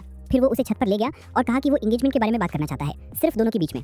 एलिस मान गई और बोली कि उसे उसके ग्रैंडफादर के डिसीजन पर कोई सरप्राइज नहीं है। दूसरी तरफ नायक समझ नहीं पा रहा था कि वो इसे इतनी आसानी से कैसे एक्सेप्ट कर सकती है, जबकि वे दोनों मुश्किल से ही जानते थे। एलिस ने जवाब दिया कि उसकी prestige as the hero who defeated a mighty dragon पहले से ही सभी जानते हैं और उसकी वाइफ बनना उसके लिए ऑनर की बात होगी। नायक उसकी सिंसेरिटी से बहुत इंप्रेस हुआ। उसने महसूस किया कि शायद उसे फोर्स किया जा रहा है, लेकिन उसके काम बिहेवियर ने नायक को सिचुएशन हैंडल करने में कंफर्ट दिया। उस रात एल्विन ने बाकी दो मेंबर्स को बताया कि अब वो नायक के लिए काम करता है, यानी वो वहाँ कमांड कर सकता था। एक कंपेनियन हैरान थी, लेकिन उसने कहा कि वो भी नायक के लिए काम करना चाहती है। एल्विन ने वादा किया कि वो उनसे डिस्कस करेगा और डिसाइड करेगा कि क्या वे सच में वहाँ रह सकते हैं। लुइस को उम्मीद थी कि ऐसा पॉसिबल होगा। आखिरकार नायक सच में चाहता था कि ये महिलाएं उसकी सबॉर्डिनेट्स बने। हालांकि वो थोड़ा अनॉयड था क्योंकि उसे विश्वास नहीं था कि ये पॉसिबल होगा और कंपेनियन का एटीट्यूड उसे ठीक नहीं लगा। इसलिए उसने सुजैन को सजेस्ट किया कि वो एल्विन के इंटरफेरेंस के बिना नायक के पास रहने का कोई तरीका खोजे। थोड़ा सोचने के बाद लुइस ने डिसाइड किया कि बेस्ट वे यही होगा कि वे नायक की सेकेंडरी वाइफ्स बन जाएं। लुइस को ये आइडिया पसंद आया क्योंकि इससे नायक बिना किसी कॉम्प्लिकेशन के एलिस से मैरिज कर सकता था। इस तरह वे नायक के साथ रहेंगी, एल्विन के अधीन नहीं बल्कि उसकी कंपेनियंस के रूप में। उसी समय नायक वहां आया, लेकिन उसने उनकी बातें ज्यादा ध्यान से नहीं सुनी और जैसे ही फूड रेडी होने की सूचना मिली तुरंत खाने चला गया। रात को नायक को लिस से अगले दिन डिनर का इनवाइट मिला। फिर भी उसने अपने दो कंपेनियंस के बीच चल रही डिबेट को सुन लिया जो उसे कन्विंस करने की कोशिश कर रहे थे। अगले दिन नायक ने एलिस के साथ डिनर किया। ये मोमेंट थोड़ा ऑकवर्ड था क्योंकि दोनों को समझ नहीं आ रहा था कि क्या बोले, इसलिए उन्होंने बस खाने के बारे में बात की और कहा कि ये बहुत टेस्टी लग रहा है। जब वे काम खत्म करके जाने वाले थे, बटलर ने एक्सप्लेन किया कि फर्स्ट मीटिंग में किसी गिफ्ट या कमिटमेंट के प्रूफ के साथ अग्रीमेंट फाइनलाइज करना ट्रेडिशन है। तो वे जल्दी से सिटी के एक क्राफ्ट्समैन के पास गए जिसने रॉयल लुकिंग रिंग्स डिस्प्ले की। नायक ने रिंग्स देखी लेकिन कोई भी परफेक्ट नहीं लगी, वे बहुत एक्सपेंसिव थी जिसे नायक भी सरप्राइज था। फिर उसकी नजर एक ऐसी रिंग पर पड़ी जो बाकी से अलग थी और परफेक्ट लग रही थी। वेंडर ने एक्सप्लेन किया कि ये बेस्ट चॉइस नहीं है, लेकिन नायक ने कीमत की परवाह किए बिना उसे खरीद लिया। एलिस की रिएक्शन देखकर उसने गेस कर लिया कि उसे ये पसंद आएगी। बाद में दोनों कैरेज से वापस लौटे और एलिस ने रिंग के लिए धन्यवाद कहा क्योंकि उसने रियलाइज किया कि इसमें एक मैजिकल क्रिस्टल है। नायक ने कहा कि वो ध्यान नहीं दे रहा था, लेकिन उसने रिंग इसलिए चूज की क्योंकि वो उस मोमेंट में परफेक्ट लगी। फिर उसने ये बताना डिसाइड किया कि उसे हीरो कहलाना पसंद नहीं है क्योंकि वो एक नॉर्मल पर्सन बनना चाहता है बिना किसी प्रेशर के जो इस टाइटल के साथ आता है। उसने सोचा कि शायद एलिस भी ऐसा ही फील करती होगी क्योंकि उसे बचपन से ही सेंट कहा जाता है, तो उसने समझ लिया कि वो भी काफी प्रेशर में रही होगी। याद करते हुए कि रिंग में मैजिकल क्रिस्टल है, उन्होंने डिसाइड किया कि इसे टेस्ट करेंगे कि उसमें फुल मैना डाल दिया जाए तो क्या होगा। उसी समय रिंग ग्लोइंग होना शुरू हो गई और पूरे रूम को इल्यूमिनेट कर दिया, जिससे नायक और एलिस दोनों शॉक्ड हो गए। उस रात कार्डिनल ने बटलर से पूछा कि वो नायक के बारे में क्या सोचता है। बटलर ने जवाब दिया कि क्लियर ओपिनियन देना मुश्किल है क्योंकि लड़का दूसरों से बहुत अलग था। जब वे जानते थे कि एलिस एक सेंट है तब उसने उसके साथ नॉर्मल बिहेव नहीं किया, लेकिन जब वो उसके साथ होता था तो उसके साथ एक नॉर्मल गर्ल की तरह बिहेव करता था। इससे उसकी इंटेंशन समझना थोड़ा ट्रिकी हो गया। कुछ दिन बाद जब कैपिटल में हॉलिडेज खत्म होने वाली थी, नायक के कंपेनियंस उससे मिलने आए और वे बिल्कुल शॉक थे क्योंकि उन्हें उम्मीद नहीं थी कि वो उनके पास आएगी। उन्होंने बताया कि हेरोइन महल में है, लेकिन उसने कहा कि वो बात करने आई थी और अपने फियांसे के बारे में जानना चाहती थी। फिर हेरोइन राजा के सामने आई जिन्होंने बताया कि उसके और ब्लंट टैग के लिए एक स्पेशल मिशन है। पास के बस स्टॉप पर खाने पीने के रिसोर्सेज थे, लेकिन उन्हें अभी कलेक्ट करना पॉसिबल नहीं था क्योंकि एक एंशिएंट ड्रैगन ने उस एरिया को घेर रखा था और उसे डिफीट करना जरूरी था। क्योंकि वे दोनों मैजिशियंस थे, उन्हें ड्रैगन की ब्रेथ्स को अफेक्ट करने की कैपेबिलिटी थी। हालांकि नायक इतना एक्साइटेड नहीं था कि सिर्फ वे दोनों ही मिशन पर जाएंगे। उसी वक्त दरवाजा खुला और एक पावरफुल आदमी अंदर आया। ब्लंट ने उसे इंस्टेंटली पहचान लिया और ग्रीट किया। फिर वो आदमी नायक से मिला और कहा कि वो उससे मिलकर बहुत हैप्पी है। उसने कहा कि ये काफी इंप्रेसिव है कि नायक की एज में ही उसने एक डेड ड्रैगन को डिफीट किया। उसने राजा को ये भी बताया कि वे उस ड्रैगन को तुरंत मारने के लिए निकलेंगे। ब्लंट टैग ने नायक को बताया कि वो आदमी क्रॉप है जो कैसल के मैजिशियंस का लीडर था और नायक ने क्रॉप से निकलती हुई इनक्रेडिबल मैजिकल एनर्जी देखी। कुछ ही मिनट्स में वे उस जगह पहुंचे जहां ड्रैगन था। क्रिस्टोफ ने कहा कि पहुंचते ही वे जल्दी स्ट्रेटेजी बनाएंगे ताकि मॉन्स्टर को एफिशिएंटली डिफीट किया जा सके। इस बीच यूरिच में नायक के कंपेनियन से कैसल से एक अर्जेंट मैसेज भेजने को कहा। जब नायक और उसका ग्रुप ड्रैगन को खत्म करेंगे तो उसकी मौजूदगी के कारण हिडन मॉन्स्टर्स फ्री हो जाएंगे और आसपास की सिटीज पर अटैक करना शुरू कर देंगे। इसलिए उन्होंने उनसे उन मॉन्स्टर्स का सफाया करने के लिए एक स्क्वाड बनाने को कहा। नॉर्मली उस एरिया के नोबल्स ये काम करते थे, लेकिन अगर ये काम नोबल्स पर छोड़ दिया जाता तो वे एक्स्ट्रा लैंड और रिवॉर्ड्स डिमांड करते। क्योंकि राजा चाहते थे कि नायक ही इस मिशन को हैंडल करे, क्योंकि वे जानते थे कि वो कोई अनफेयर डिमांड नहीं करेगा और अभी तक कोई आर्मी मौजूद नहीं थी, इसलिए एल्विन को रिक्रूट करने का रिस्पांसिबिलिटी दिया गया। इससे नायक थोड़ा डर गया, लेकिन एरिक ने सपोर्ट देने का वादा किया और बताया कि कमांड संभालना मुश्किल नहीं होगा क्योंकि घर के बाहर कई वॉरियर्स थे जो अपनी स्ट्रेंथ दिखाने और नायक के साथ फाइट करने के लिए एक्साइटेड थे। कुछ आवर्स बाद एल्विन अपनी फुल आर्मी के साथ सिटी में मार्च कर रहा था। वे कैंप पहुंचे और मॉन्स्टर्स के अराइवल का इंतजार करने लगे। उस रात युवा लोग एलिस को भी वहां देखकर शॉक थे। उन्होंने बताया कि उन्होंने हीलिंग मैजिक वाले प्रीस्ट से हेल्प मांगी थी। एलिस ने कहा कि वो भी नायक को ढूंढने के लिए उस एरिया से गुजरना चाहती थी, लेकिन बाकी लोग बोले कि वो वहां नहीं है क्योंकि उसे अगली मॉर्निंग ड्रैगन के एनकाउंटर के लिए रेडी होना चाहिए। अगले दिन नायक क्रॉप और ब्लंट टैग के साथ साइट पर पहुंचा। क्रॉप ने सबसे पहले एक्शन लिया। उसने अपना मैजिकल आर्मर एक्टिवेट किया, एक ग्रेनेड समन की और ड्रैगन पर अटैक किया, जिससे बैटल ऑफिशियली शुरू हो गई। नायक और ब्लंट टैग ने क्रॉप की फाइट को अमेजमेंट से देखा। मैजिकल आर्मर ने उसे ऑब्स्टिकल से प्रोटेक्ट किया और उसकी फिजिकल स्ट्रेंथ को काफी बूस्ट किया। ब्लंट टैग ने वार्न किया कि उन्हें सावधान रहना होगा क्योंकि आर्मर में एक्सेसिव मैजिकल पावर थी। उसने अनुमान लगाया कि क्रॉप ड्रैगन को वीकन करने की कोशिश कर रहा था ताकि नायक उस पर फाइनल स्ट्राइक लगा सके। कुछ मिनट्स की इंटेंस फाइट के बाद क्रिस्टोफ ने सिग्नल दिया और नायक ने अपनी सारी मैजिकल एनर्जी कंसंट्रेट की, जल्दी से घर लौटने की इच्छा के साथ। एक पावरफुल स्ट्राइक के साथ वो ड्रैगन को फाइनली डिफीट करने में सफल रहा। बाद में तीनों ड्रैगन की बॉडी के पास पहुंचे और नायक ने उसे अपने बैग में सिक्योर कर लिया। ब्लंट टैग ने उन्हें कांग्रेचुलेट किया कि उन्होंने मिशन इतनी जल्दी कंप्लीट किया और नायक ने रिप्लाई किया कि उन्होंने जल्दी इसलिए किया क्योंकि उन्हें पता था कि उन्हें ज्यादा रिवॉर्ड नहीं मिलेगा। इन सब के बावजूद मैजिशियंस ने नायक को एनकरेज किया क्योंकि ड्रैगन के पार्ट्स काफी वैल्यूएबल थे और उससे अच्छी खासी रकम अर्न की जा सकती थी। मिशन कंप्लीट होने के बाद से ही ये बात उसे मोटिवेट करती रही। हालांकि क्रिस्टोफ ने बस स्माइल करते हुए वार्न किया कि टफेस्ट मोमेंट अभी आने वाला है। नायक ने रिस्पॉन्ड किया कि अंत में जो मॉन्स्टर्स आएंगे वो बस वीक ओपोनेंट्स होंगे। हालांकि ब्लेंडर ने याद दिलाया कि एल्फ्रेड की डेथ इसलिए हुई थी क्योंकि उसने मैसिव नंबर्स ऑफ मॉन्स्टर्स का सामना किया था जिन्होंने उसे कुछ आवर्स बाद ही ओवरवेल्म कर दिया था। वॉर टाइम कैंप में एलिस हीलिंग प्रीस्ट के साथ इंजर्ड सोल्जर्स की केयर कर रही थी। सभी उसे चर्च की सेंट कहते थे और ये जानकर रिलीफ महसूस करते थे कि वो उन्हें ट्रीट करने के लिए वहां थी, स्पेशली जब मेनी प्रीस्ट्स पहले से ही माना डिप्लीशन का सामना कर रहे थे। हेल्प करते हुए एलिस ने सोल्जर्स को फ्रंटलाइन फाइटर्स की अप्रिशिएट करते सुना क्योंकि उनके एफर्ट से इंजरीज कम हुए। फिर भी उसने कहा कि मॉन्स्टर्स बहुत पावरफुल थे और सिचुएशन क्योटिक थी। जैसे जैसे आवर्स बीतते गए, एलिस माना का ज्यादा इस्तेमाल करने से एग्जॉस्ट हो गई और अपनी एनर्जी फास्ट डिमिनिश होती महसूस की। जब उसने फिर से मैजिक कास्ट किया, उसने देखा कि उसकी रिंग ग्लोइंग है जिससे उसे एक्स्ट्रा एनर्जी मिली हीलिंग के लिए। इस तरह वो देर रात तक सभी इंजर्ड की हेल्प कर पाई। फिर उसने बाहर जाकर थोड़ी रेस्ट लेने का डिसीजन लिया। तभी स्माइलिंग सोल्जर उसके पास आया और ड्रैगन को डिफीट करने वाले नायक बहुत ही ब्रेव वॉरियर के प्रति कमिटमेंट की प्रेस की। सोल्जर ने कहा कि जब से नायक हीरो बनकर आया है, सभी सोल्जर्स का मोरल बढ़ा है। एलिस के लिए ये जानकर ऑनर की बात थी कि उसकी एंगेजमेंट ऐसे पावरफुल पर्सन से हुई है। एलिस को याद आया कि नायक ने कहा था कि सब उसे हीरो मानते हैं, लेकिन वो सिर्फ एक नॉर्मल ह्यूमन बनना चाहता है। उसने भी रिजॉल्व किया कि अगर अगर नायक फ्रंटलाइन में लड़ रहा है तो उसे भी इंजर्ड की हेल्प करनी चाहिए, भले ही उसकी पर्सनल एनर्जी खत्म हो जाए। साथ ही उसके पास कुछ मेडिकल नॉलेज भी था जिससे सोल्जर्स को जिंदा रखने में मदद मिली। इन सब की एक्टिविटीज के बीच में अगला दिन आया। एलिस अभी भी जरूरतमंदों का इलाज कर रही थी कि एक सोल्जर चिल्लाया कि फ्रंटलाइन सोल्जर्स ने बैटल जीत लिया है। ये सुनकर सब खुश हुए, लेकिन उसी के थोड़ी देर बाद एक और सैनिक हेल्प मांगने आ गया क्योंकि मिस्टर ब्राउन मायर बुरी तरह घायल हो गए थे। एलिस घबरा गई। उसे लगा कि शायद ये वही हीरो है। वो बिना सोचे समझे वहां भागी, लेकिन पहुंचकर उसे झटका लगा। घायल उसका अपना भाई था, क्योंकि हमारा नायक तो बिल्कुल फाइन खड़ा था, उसे खरोच तक नहीं आई थी। एलिस ने अपनी पूरी ऊर्जा लगा दी, मगर लॉन्ग एग्जॉस्शन की वजह से वो वहीं बेहोश हो गई। कुछ घंटों बाद जब वो होश में आई तो खुद को नायक के पास पड़ा पाया। वो उसके लिए कुछ लाने ही वाला था कि एलिस ने उसे सॉफ्टली मना कर दिया। उसने धीरे से कहा कि अब उसे ये समझ लेना चाहिए वो कोई महान हीरो नहीं, बस एक सिंपल इंसान है। नायक ने हल्के से मुस्कुराते हुए जवाब दिया कि वो खुद भी कोई सेंट नहीं है, लेकिन उसने बहुत से सैनिकों को उस सेंट की बातें करते सुना है जिसने उनकी जान बचाई थी। इसने उसे हिम्मत दी, एक तरह की यूनिटी फील कराई। उसे महसूस हुआ कि टाइटल से ज्यादा मायने उन शब्दों का होता है जो लोग एक दूसरे के लिए बोलते हैं। इसी बीच क्रिस्टोफ अचानक दौड़ कर आया और एलिस को जोर से गले लगा लिया। हमारा नायक थोड़ा कंफ्यूज था, मगर प्लांटैग ने समझाया कि क्रिस्टोफ असल में एलिस का चाचा है। कुछ दिन गुजरने के बाद नायक ने राजधानी जाने का फैसला किया, क्योंकि शहर के लॉर्ड ने उसे वहीं सेटल होने के लिए इनवाइट किया था। उसे मेल क्लास में प्रमोट कर दिया गया था और अब वो अपने साथियों के साथ कैपिटल की एकेडमी में एडमिशन लेने वाला था। इसी वजह से सब इस होल प्लान को फाइनलाइज कर रहे थे। इसी बीच ये मौका सूजन और लुइस के लिए भी सही साबित हुआ। वो ऑफिशियल उपपत्नी बनने जा रही थी और एलिस को इससे कोई प्रॉब्लम नहीं थी। अब सब एक ही घर में साथ रहने वाले थे, क्योंकि एलिस उसकी ऑफिशियल फियांसे होगी, तो क्लियरली टीम वर्क और आपसी अंडरस्टैंडिंग जरूरी थी। कुछ दिन बाद नायक अपने भाई की शादी में गया। उसका भाई एक नाइट परिवार में शामिल होने वाला था। वहीं पर उसके दूसरे भाई एरिक ने बताया कि लोगों की नजरें उन पर टिकी हैं, आखिर वो काउंट के भाई थे और उन्होंने ड्रैगन को हराया था। फिर एरिक ने पूछा कि क्या वो अपकमिंग टूर्नामेंट के लिए तैयार हैं। नायक ने जेन्युइनली पूछा ये टूर्नामेंट आखिर है क्या। तब एरिक ने बताया कि हर 3 साल में एक फिजिकल आर्ट्स टूर्नामेंट होता है, जहां 3 फाइटिंग स्टाइल्स स्वॉर्ड, स्पीयर और हैंड टू हैंड की परीक्षा होती है। नायक थोड़ा क्यूरियस हुआ कि क्या इसमें मैजिक अलाउड है, और एरिक ने तुरंत मना कर दिया। उसने कहा कि नोबल होने के नाते कम से कम तलवार चलाना तो आना ही चाहिए। नायक ने मजाक में कहा कि उसे शायद मैजिक बूस्टिंग पोशन की जरूरत पड़े, मगर एरिक ने वार्निंग दी ऐसी चीजें सख्ती से बैंड है। ये टूर्नामेंट सिर्फ स्वॉर्ड मास्टरी पर डिपेंड करता है और सबको उम्मीद थी कि नायक अपनी रेपुटेशन खराब नहीं करेगा। उधर उसके साथियों का ट्रेनिंग पूरा हो चुका था। एल्विन पूरी तरह थक चुका था। वो दोनों लड़कियों की पेस के साथ नहीं चल पा रहा था, क्योंकि उन्होंने अपनी फिजिकल कंडीशन इंप्रेसिव तरीके से इंप्रूव कर ली थी। ट्रेनिंग के बाद वो लोग आराम करने चले गए और ब्लैक टैग ने उन्हें टूर्नामेंट के बारे में डिटेल में बताया। उसने समझाया कि नायक की टीम के सदस्य होने के नाते उन्हें इसमें हिस्सा लेना चाहिए। जीतना जरूरी नहीं था, कम से कम एक मैच जीतकर अपनी स्वॉर्ड स्किल दिखाना काफी माना जाता था। एल्विन को लगा कि इससे कोई खास फर्क नहीं पड़ेगा, लेकिन ब्लैंक टैग ने स्ट्रिक्टली कहा कि अगर वो केपेबल नहीं दिखा तो उसे ग्रुप से निकाला जा सकता है। ब्लैंक पहले भी क्वालिफिकेशन की कमी के कारण कई लोगों को ग्रुप से बाहर कर चुका था, सो ये वार्निंग मजाक नहीं थी। उस रात नायक ने टेबल के चारों तरफ बैठे सभी लोगों को टूर्नामेंट के बारे में बताया। उसे ये जानकर राहत मिली कि प्रीवियस चैंपियन इस बार कॉम्पीट नहीं कर रहा है, अब वो इंस्ट्रक्टर बन चुका है। इससे नायक के लिए आगे बढ़ने का थोड़ा रास्ता खुल गया। उसने एलिस को भी एडवेंचरर ग्रुप में ज्वाइन करने का ऑप्शन दिया। लड़कियां मान गईं, क्योंकि उसका हीलिंग मैजिक टीम के लिए सुपर यूजफुल था। लेकिन नायक ने नोटिस किया कि एल्विन खाना खाते खाते सोच में डूबा हुआ था। एल्विन ने कहा कि एलिस का ग्रुप में शामिल होना ठीक है, और उसने भरोसा दिलाया कि वो लोग पूरी कोशिश करेंगे कि टूर्नामेंट को जीतने के काबिल बन सकें। अगले कुछ दिनों में सबने मिलकर ट्रेनिंग की और सरप्राइजिंगली एल्विन का मोटिवेशन पहले से कई गुना बढ़ गया था। वो पूरे दम से ट्रेनिंग कर रहा था और नायक को आसानी से पीछे छोड़ देता था। नायक अभी भी उस टफ रूटीन में ढल नहीं पा रहा था। कुछ दिन बाद नायक ने बताया कि प्रीवियस चैंपियन अब टूर्नामेंट का मेन जज होगा और किंग ने ऑर्डर दिया है कि वही असली विनर को डिसाइड करेगा, यानी रिकॉग्निशन प्राप्त करने के लिए नायक को उसी चैंपियन को हराना पड़ेगा। ये सुनकर एल्विन टूट सा गया। इतनी मेहनत के बाद भी उसे लगा कि वो एक आर्मी कमांडर को नहीं हरा सकता, वो भी बिना मैजिक के। उसे डर था कि अगर वो हार गया तो टीम के लिए बहुत साबित होगा और नायक की कोई मदद नहीं कर पाएगा। लड़कियों ने उसे समझाने की पूरी कोशिश की, लेकिन एल्विन ने दरवाजा बंद कर दिया और कहा कि वो उनके इमोशंस नहीं समझ पाएंगे।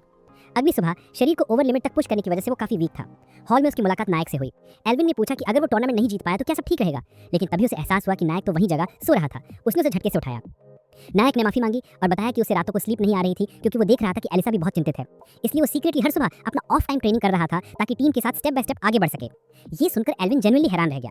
उसके मन में आया, जब एलिसा जैसी टैलेंटेड मैजिक यूजर खुद को बेहतर बनाने की कोशिश कर सकती है तो उसे भी पूरी ताकत झोंक देनी चाहिए। कुछ दिनों में टूर्नामेंट का दिन आ पहुंचा। सबने खुद को तैयार किया। नायक भी तैयार था, लेकिन उसके ही पहले मुकाबले में उसे वॉरन मिला। इससे उसके मन में थोड़ी घबराहट आ गई। वो जानता था कि वॉरन आसान प्रतिद्वंदी नहीं है, मगर उसने डिसाइड किया कि पूरी कोशिश करेगा। लेकिन जैसे ही फाइट शुरू हुई, वॉरन ने सिर्फ एक सिंगल मूव में उसे हरा दिया और इसी के साथ हमारा नायक फर्स्ट राउंड में ही एलिमिनेट हो गया। उधर लड़कियों ने कुछ राउंड्स क्रॉस कर लिए थे, लेकिन शुरुआती ट्रैप्स के आगे वो भी रुक गई। सूजन ने सबसे अच्छा प्रदर्शन किया, लेकिन आखिरकार एक ऐसे सोल्जर से हार गई जो अक्सर नायक से ट्रेनिंग टिप्स लेता रहता था। वो खुद भी शॉक्ड रह गई, क्योंकि उस लड़के ने बताया कि उसे एकदम नेचुरल स्वॉर्ड मास्टरी है। वे बातचीत करने लगे, जबकि विन प्रिलिमिनरी राउंड्स पार करके फाइनल्स में पहुंच गया था। हालांकि पिछली फाइट में उसके हाथ में इंजरी हो गई थी और उसका नेक्स्ट अपोनेंट वॉरन था, जो काफी ईगर लग रहा था। कुछ मिनट बाद हमारे नायक के दोनों फ्रेंड्स ने एल्विन के वुंड्स की केयर की, लेकिन फाइट सुपरवाइजर ने एडवाइस दी कि चोट को और बढ़ने से बचाने के लिए वो लड़ाई कंटिन्यू ना करे। लड़कियों ने एल्विन को बताया कि ब्लंटैक उससे इतना डिमांड इसलिए कर रहा है क्योंकि वो स्ट्रिक्ट है, लेकिन एल्विन ने नहीं माना। उसने सोचा कि क्योंकि उसके पास मैजिक नहीं है, इसलिए उसे ग्रुप में बने रहने के लिए और भी एक्स्ट्रा मेहनत करनी होगी। एलिस ने उसे स्पेशली तैयार किया हुआ खाना दिया, क्योंकि हमारी हीरोइन ने भी पूरी रात सबका मोटिवेशन बढ़ाने में स्पेंड किया था। एल्विन ने देखा कि उन्हें कितना इंस्पायर और ट्रेन किया जा रहा है, और उसने डिसाइड किया कि वो एक्स्ट्रा एनर्जी लेगा। फिर उसने जल्दी से अपनी स्वॉर्ड उठाई और अनाउंसमेंट किया कि वो फाइनल्स में लड़ेगा, क्योंकि वो नायक को डिसअपॉइंटेड नहीं करना चाहता और टूर्नामेंट के एंड तक अपनी बेस्ट परफॉर्मेंस देने का प्रॉमिस किया। कर्ट के इलाके में 3 साल बिताने के बाद उसकी वाइफ उसके पास आई और बताया कि उन्हें राजधानी से एक लेटर और एक स्पाई मिला है। कर्ट उस लेटर को ओपन नहीं करना चाहता। सोचा कि ये शायद उसके छोटे भाई के बारे में होगा जो काफी फेमस था, लेकिन उसे उन प्रपोजल्स में कोई इंटरेस्ट नहीं था जो अक्सर उसके भाई को जमीन देने के लिए आते थे। इसलिए उसने लेटर अपनी वाइफ को दे दिया। जब उसकी वाइफ ने लेटर खोला, वो शॉक में रह गई। पत्र में लिखा था कि हमारे नायक की एंशिएंट रूइंस की जांच करते समय मृत्यु हो गई थी। कुछ डेज बाद हमारा नायक 15 साल का हुआ और खुश था क्योंकि अब वो ऑफिशियली एक एडवेंचरर बन सकता था। अपने कंपेनियंस के साथ उसने गिल्ड में रजिस्ट्रेशन किया और सारे अवेलेबल मिशंस देखना शुरू कर दिए। तभी ब्लंट टैक उनके पास आया और एक मिशन का लेटर दिया जिसमें एंशिएंट रूइंस की एक्सप्लोरेशन थी। वो मना नहीं कर सकता क्योंकि ये राजा का डायरेक्ट आदेश था। कुछ आवर्स बाद हमारा नायक, उसका ग्रुप और ब्लंट टैक रूइंस में प्रवेश कर गए। जादूगर ने बताया कि उन्हें इसलिए सेलेक्ट किया गया क्योंकि रूइंस एक्सप्लोर करने के बाद कई एडवेंचरर्स सेंड किए गए थे, जिनमें बिगिनर्स भी थे जो कभी वापस नहीं आए और एक्सपीरियंस्ड वंस भी वापस नहीं लौट सके। इसी वजह से राजा और सोल्जर्स ने रूइंस को तब तक बंद रखने का डिसीजन लिया जब तक वे नहीं समझ लेते कि क्या हो रहा है। कुछ रूमर्स में कहा जा रहा था कि अंदर एक ड्रैगन है। हमारे नायक को ऐसे मॉन्स्टर से फाइट करने की अच्छी रेपुटेशन होने के कारण चुना गया था। बेशक नायक को हमेशा ग्रुप की लीड करनी पड़ती थी और उसे कोई रिलीफ नहीं मिला। अब उसे इस मिशन में अपने कंपेनियंस को ड्रैगन के सामने तैयार देखना था और ये सोचकर डर भी लग रहा था। ब्लंट टैक ने उन्हें काम करने की कोशिश की और कहा कि अभी आसपास कोई मॉन्स्टर नजर नहीं आ रहा। जादूगर ने एक डोर खोला जो एक क्रिस्टल से भरे रूम में खुलता था, लेकिन जैसे ही सभी अंदर गए, फ्लोर ग्लोइंग हो गया और वे स्टन रह गए। ब्लंट टैक ने उन्हें भागने को कहा, लेकिन कोई भी मूव नहीं कर सका और एक एक करके वे गायब होने लगे। कुछ मिनट्स बाद एलिस की नींद खुली और उसने देखा कि उसके सभी कंपेनियन सेफ हैं, जिससे उसे बहुत रिलीफ मिली। उसने उन्हें ढूंढ लिया और वॉन्टॉन ने बताया कि उन्हें किसी एंशिएंट मैजिक ने रूइंस के डीपेस्ट सेक्शन में ले गया था, जो पुराने मैजिशियंस द्वारा बनाए गए ट्रैप्स में कॉमन था। अब उन्हें सरफेस पर वापस आने का रास्ता ढूंढना था। लुइस ने कहा कि हमारे नायक के टेलीपोर्टेशन मैजिक से ये आसान होगा, लेकिन नायक ने एक्सप्लेन किया कि वो इसका यूज नहीं कर सकता क्योंकि उसे एग्जैक्ट पता होना चाहिए कि वो कहाँ है और कहाँ जाना चाहता है। इसलिए बाहर निकलने का ओनली तरीका था कि वे स्टेयर्स चढ़े और रास्ते में आने वाले ऑब्स्टेकल्स का सामना करें। जैसे ही वे चढ़े, उन्होंने देखा कि पीछे का डोर ऑटोमेटिकली क्लोज हो गया। आगे आर्मर्ड सोल्जर्स का एक बड़ा ग्रुप उन्हें रोकने के लिए खड़ा था। उन्हें पता था कि उन्हें फाइट करनी होगी। नायक ने खुद को रेडी किया, लेकिन उसके कंपेनियंस ने कहा कि उन्हें खुद फाइट करनी चाहिए क्योंकि उन्हें नहीं पता कि वे कितने समय तक यहाँ रहेंगे और एनर्जी सेव करनी होगी। लड़कों ने लड़ाई शुरू की और नायक जो बेसिक मूव्स में प्रोफिशिएंट था, मैजिक का यूज सिर्फ सपोर्ट के लिए किया, जबकि एलिस ने अपने हीलिंग मैजिक से घायलों की केयर की। कई मिनट्स की इंटेंस फाइट के बाद वे सभी ओपोनेंट्स को डिफीट करने में सक्सेसफुल रहे। इधर उधर देखकर उन्हें पुराने स्केलेटन्स दिखे, शायद उन एडवेंचरर्स के जो पहले वहां आए थे। तभी लुइस ने अनयूजुअल साउंड सुना और स्टेयर्स की तरफ देखा तो देखा कि और भी मॉन्स्टर्स आ रहे हैं। उसने अलर्ट किया कि उन्हें और भी टफ फाइट लड़नी होगी। 5 दिन बाद राजा क्रिस्टोफ से बात कर रहे थे। हमारे नायक और उसके कंपेनियंस के बारे में वरिड थे क्योंकि उन्हें कोई न्यूज़ नहीं मिली थी और रूमर्स फैलने लगे थे। ये एक नोन इशू था और कार्डिनल, जिसने अपनी पोती और फियांसे की डेथ के रूमर्स सुने थे, कोई वीकनेस नहीं दिखाई और उस जोड़े पर फुल ट्रस्ट किया। इस बीच लोगनर का भाई, जो फाइनेंसेस हैंडल करता था, हमारे नायक के ग्रुप की फेक डेथ रिपोर्ट फैलाकर पावर गेन करना चाहता था। उसने कर्ट के पास लेटर भेजा, होपिंग कि नायक का जुरिसडिक्शन दूसरों में स्प्लिट हो जाए, लेकिन अगर नायक अभी भी अलाइव रहा तो उसकी प्लान्स फेल हो जाएंगी। इस बीच हमारा नायक और उसके फ्रेंड्स बिना हार माने फाइट करते रहे। वे एग्जॉस्टेड और एक्सट्रीमली वीक थे क्योंकि वो बस कुछ आवर्स ही सो पाए थे, जबकि बाकी लोग रूइंस पर अटैक कर रही एंडलेस होर्ड से लड़ते रहे। फिर भी वे आगे बढ़ते रहे, मानकर कि जिस लेवल तक वे चढ़ेंगे वो शायद लास्ट लेवल हो सकता है। एल्विन काफी टायर्ड था और एलिस ने उसे हील करने के लिए अपना मैजिक यूज किया। हालांकि उसने विरोध किया क्योंकि वो वहां मरना नहीं चाहता था। वो कम से कम वॉरेन से फिर से मिलने का मौका चाहता था। एलिस भी वहां मरना नहीं चाहती थी। वो अपना major portion of magic use कर रही थी बची हुई एनिमीज को एलिमिनेट करने में, होपिंग कि वे जल्दी से उस प्लेस से निकल जाएं। साथ मिलकर वे स्टेयर्स चढ़ते रहे। एलिस ने कहा कि उन्हें अलाइव सरफेस पर लौटना होगा क्योंकि मरने से पहले उसे अभी बहुत कुछ अकम्प्लिश करना है। हमारी हीरोइन ने सहमति जताई और कहा कि वो राइट है। वे एक रूम में पहुंचे जहां उन्हें कोई डेंजरस प्रेजेंस महसूस नहीं हुई और एल्विन खुश था ये सोचकर कि फाइनली उन्होंने जीत हासिल कर ली है। लेकिन प्लांटैग ने देखा कि वहाँ एक ड्रैगन गोलेम था और उसने तुरंत शील्ड तैयार की ताकि वे सेफ रह सके बिफोर की गोलेम अटैक करे। तभी रोबोट्स का एक समूह पीछे से अटैक करने आया और सुजान घायल हो गई। हमारे नायक, जो प्लांटैग के साथ थे, ने मैजिक यूज करके उन्हें ड्रैगन के अटैक से बचाया, जबकि एल्विन और लुइस ने रोबोट से लड़ाई शुरू कर दी। एलिस ने सुजान की केयर की और उसके वुंड्स पर मरहम लगाया। वो जानती थी कि ऐसे हालात में भी ज्यादा देर तक टिक नहीं पाएंगे। एक ही ऑप्शन था, ड्रैगन को हराने की कोशिश करना। लेकिन प्लांटैग ने कहा कि ये काफी टफ है क्योंकि उसकी पावर लगभग लिमिट तक पहुंच चुकी थी। तभी नायक के दिमाग में एक आइडिया आया। उसने प्रपोज किया कि वे अपनी मैजिक को कंबाइन करें। प्लांटैग ने सहमति दी और ड्रैगन की बैक पर हाथ रखकर अपनी सारी मैजिकल एनर्जी नायक को दे दी। नायक ने एनर्जी का फ्लो महसूस किया और ड्रैगन पर एक लाइट स्पेल डाला। हालांकि स्पेल इतना पावरफुल नहीं था कि ज्यादा डैमेज कर सके। ड्रैगन वीकन हो गया। प्लांटैग थककर मुश्किल से खड़ा था, लेकिन उसने कहा कि नायक उसे अपने डिसाइपल की याद दिलाता है। ये सुनकर नायक ने पूरी मैजिक के साथ अटैक करने की ठानी, लेकिन ड्रैगन की शक्ति अभी भी ओवरपावरिंग थी। तभी एलिस दौड़ कर आई और बोली कि वो मिराक्युलस लाइट नाम का स्पेल यूज करेगी। वो नायक के पास गई और उसे किस किया। सब शॉक्ड रह गए और नायक ने देखा कि एलिस वीक होकर जमीन पर गिर गई, लेकिन उसके शरीर से इनक्रेडिबल लाइट निकल रही थी। एक ब्राइट फ्लैश के साथ उसने ड्रैगन को पियर्स किया, उसे डिफीट कर दिया और बाकी सभी रोबोट्स को न्यूट्रलाइज कर दिया। इसके बाद नायक एग्जॉस्टेड होकर एलिस के बगल में जमीन पर गिर पड़ा। कुछ घंटे बाद वो उसके बेड साइड पर होश में आया, जबकि लड़कियां उसके द्वारा दी गई किस और स्पेल के लिए उसके किए गए जेस्चर को डिस्कस कर रही थी। कुछ मिनट बाद नायक समहाउ उठ गया और प्लांटैग से बात की, जिसने बताया कि ये जगह एक एंशिएंट विज़ार्ड ने बनाई थी। उसने अपनी नॉलेज प्रोटेक्ट करने के लिए ये सारे आर्टिफैक्ट्स और रोबोट्स डिजाइन किए थे क्योंकि वहाँ एक विशाल लाइब्रेरी थी जो मैजिकल बुक से भरी हुई थी। उसी समय एल्विन आया और नायक को पावरफुल मैजिकल शिप से भरे एक रूम में ले गया, जिनमें से कई उन्होंने कभी एक साथ नहीं देखे थे। हालांकि एल्विन ने बताया कि वहाँ और भी इंप्रेसिव चीजें हैं। एक मैकेनिज्म एक्टिवेट करके उसने ह्यूज डोर खोला जिससे सरफेस पे जाने का रास्ता दिखा। नायक खुश था क्योंकि इसका मतलब था कि वे रूइंस पर कंट्रोल पा चुके हैं और अब सेफ होम लौट सकते हैं। एक दिन बाद नायक की मीटिंग राजा से हुई। उसने उन्हें सब कुछ बताया जो उन्होंने अचीव किया था और दिखाया कि रूइंस से उन्होंने क्या-क्या लाया। आर्वर फ्रैगमेंट्स, ड्रैगन मिथ्रिल और विज़ार्ड की नॉलेज बुक्स। एनालिसिस के बाद राजा ने डिसाइड किया कि उन्हें प्रत्येक को 20 लाख गोल्ड कॉइंस रिवॉर्ड किया जाएगा जो 20 साल में ग्रेजुअली पे होंगे। राजा ये एंश्योर करेगा कि सब कुछ सही तरीके से हो। थोड़ी देर बाद नायक ने क्रिस्टोफ से बात की और बताया कि उसने अपने कंपेनियन से डिस्कस किया है और अब राजधानी छोड़ने का प्लान है क्योंकि वो इतने सारे प्रॉब्लम से दूर रहना चाहता है। क्रिस्टोफ ने समझा और प्रॉमिस किया कि वो पता लगाया कि उसकी डेथ की रूमर्स किसने फैलाई थी, क्योंकि इससे लोग बहुत कंसर्न थे। कंपेनियंस ने नायक से कहा कि वे पूरा रिवॉर्ड नहीं लेंगे क्योंकि उन्हें लगा कि ये उनके लिए बहुत ज्यादा है। उन्हें लगा कि उन्होंने ज्यादा कुछ नहीं किया और रिस्पांसिबिलिटी नहीं लेना चाहते, बल्कि चाहते थे कि नायक, जो उनका लीडर है, पैसा अपने पास रखे। नायक हैरान था क्योंकि उसने कभी सोचा भी नहीं था कि वे सब कुछ उस पर छोड़ देंगे और अब उसे एक और चिंता थी। कुछ ही देर बाद वो अपने फ्रेंड्स के साथ डिनर कर रहा था और उसे लगा कि कोई उसकी स्पाइंग कर रहा है। उसने उन्हें बताया और कहा कि मैंशन की प्रॉपर केयर के लिए किसी को जिम्मेदारी देना जरूरी है, क्योंकि जो कुछ हुआ है उसके बाद अगर कोई फिर से अटैक करना है तो कोई सरप्राइज नहीं होगा। ये भी अच्छा होगा कि जब वो बाहर हो कोई मैंशन की सही देखभाल करे, लेकिन उसे समझ नहीं आ रहा था कि किस पर ट्रस्ट करे। सुजान ने बताया कि उसके पास ये परफेक्ट पर्सन है, रॉड्रिक, एक स्ट्रॉन्ग सोल्जर जो किसी भी अटैकर का सामना कर सकता है। इसके अलावा रॉड्रिक हमेशा उनका बड़ा एडमायरर रहा है और मदद करने में खुशी महसूस करेगा। नायक ने रॉड्रिक को बुलाया और मैंशन की जिम्मेदारी दी। रॉड्रिक ने बिना हेजिटेशन के तुरंत एक्सेप्ट कर लिया। वो 3 साल से भी ज्यादा समय से इस मोमेंट का वेट कर रहा था और प्रॉमिस किया कि जो कहा जाएगा वो करेगा। नायक इस डिसीजन से खुश था और केक कट करके सेलिब्रेशन करना चाहता था। जब वे डिनर कर रहे थे, लुइस ने फिर से एक अनयूजुअल प्रेजेंस फील की जो उन्हें ऑब्जर्व कर रही थी, लेकिन कुछ भी दिखाई नहीं दिया। रॉड्रिक ने वार्निंग दी कि नायक के लिए वहां रहना सेफ नहीं है, क्योंकि वहां लोग उसके खिलाफ हैं। नायक जानता था और जल्दी वहां से लीव करने का प्लान बनाया। उसने कुछ पेंडिंग मैटर्स कंप्लीट किए, जबकि रॉड्रिक ने प्रॉमिस किया कि वो पता लगाएगा कि उसकी डेथ की रूमर्स किसने फैलाई थी। कुछ ही देर बाद नायक एक स्पेशल रिसर्च रूम में गया, जहां उसने एंशिएंट रून्स के मैजिकल रून्स का यूज किया। इस तरह उसने डिवाइस बनाया जो उसकी इमेजिनेशन की किसी चीज को अट्रैक्ट कर सकता था। हालांकि इसमें बहुत सारी मैजिकल एनर्जी लगती थी, फिर भी नायक ने इसे यूज करने की परमिशन ली क्योंकि उसे कुछ स्पेशल चाहिए था। हमें पता चलता है कि जो लड़की उन पर स्पाइंग कर रही थी वो उस दिन आफ्टरनून भी उन्हें ऑब्जर्व कर रही थी। बाद में नायक ने शहर में रहने के दौरान उनकी मदद करने वाले सभी के लिए फीस्ट ऑर्गेनाइज किया और राज्य के कई नोबल्स और एलिट्स को भी इनवाइट किया। ब्लंट टैग जो नायक को अच्छी तरह जानता था, इससे कोई सरप्राइज नहीं हुआ। थोड़ी देर बाद वो ट्यूना से भरी टेबल लेकर आया, जिसे रॉयल लैबोरेटरी की मशीन्स की मदद से सभी के लिए सर्व किया गया था। वो कई सालों से बन रही अपनी स्पेशल सोया सॉसेस भी लाया। गेस्ट थोड़े शॉक थे क्योंकि उन्होंने ऐसा कुछ पहले कभी टेस्ट नहीं किया था, लेकिन एक एक करके उन्होंने इसे टेस्ट किया और एंजॉय किया। कुछ मिनट बाद रॉड्रिक ने नायक को बताया कि उसने उसकी डेथ रूमर्स फैलाने वाले का पता लगा लिया है, ऑडिटर, राज्य के फाइनेंशियल ऑफिसर का भाई। ऐसा लगता है कि लुगनर का भाई अपनी डेथ को लेवरेज बनाकर एलाइज बनाने और अपने भाई की जगह लेने का प्लान कर रहा था, क्योंकि दोनों के बीच हमेशा टेंशन रही है। और जब फाइनेंशियल डायरेक्टर ने लुगनर का सपोर्ट करना शुरू कर दिया तो सिचुएशन और कॉम्प्लिकेट हो गई।